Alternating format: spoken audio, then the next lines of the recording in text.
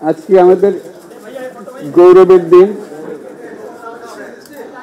যে যে বিপ্লবের মাধ্যমে বাংলাদেশ আজকে নতুন বিজয় দিবস সৃষ্টি করলো, সেটাকে সামনে রেখে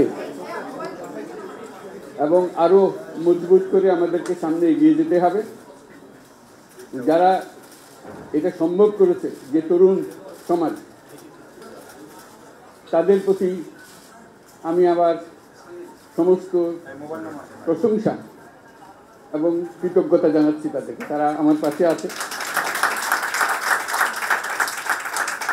এরা এই দেশকে রক্ষা করেছে, এই দেশকে নতুনভাবে পুনর্জন্ম দিয়েছে এবং এই পুনর্জন্মে যে বাংলাদেশ পেলাম, সে বাংলাদেশ যেন অত্যন্ত দ্রুত গতিতে এগিয়ে চলতে পারে, সেটাই হলো আমাদের শপথ। সেটা আমরা রক্ষা করতে চাই, এগিয়ে যেতে চাই।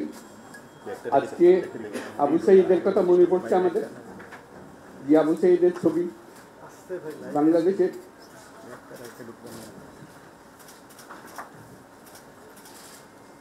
প্রতিটি মানুষের মনে গেছে আছে, এটা কেউ ভুলতে পারবে না। কি অবিশ্বাস্য সাহসী যুবক,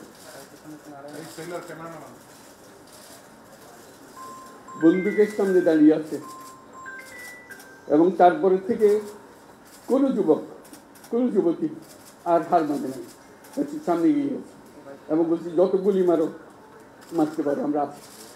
তো যার কারণে এটা সারা বাংলাদেশ জুড়ে এই আন্দোলন ছড়িয়ে গেছে এবং যার কারণে বাংলাদেশ এই দ্বিতীয়বার স্বাধীনতা অর্জন করলো। এই স্বাধীনতাটা আমাদেরকে রক্ষা করতেই হবে। শুধু রক্ষা করা নয়, এই স্বাধীনতার সুফল প্রতিটি মানুষের ঘরে পৌঁছাতে হবে। তা না হলে এই স্বাধীনতাকে পৌঁছানো হলে আমাদের শপথ, আমাদের যে প্রতিজ্ঞা, যে আমাদেরকে এটা করতে হবে, ঘরে ঘরে পৌঁছাতে হবে। মানুষ যেন জানে যে বাংলাদেশ স্বাধীন হওয়ার অর্থ হলো তার নিজের পরিবর্তন, ব্যক্তির পরিবর্তন, সুযোগের পরিবর্তন, তার ছেলে মেয়ের ভবিষ্যতের পরিবর্তন। এটা যেন প্রত্যেকে বুঝে না। এবং আজকে তরুণ সমাজকে বোঝানো যে এই দেশ এটা তোমাদের হাতে, তোমরা এটাকে তোমাদের মনের মতো করে গড়ে তুলবে।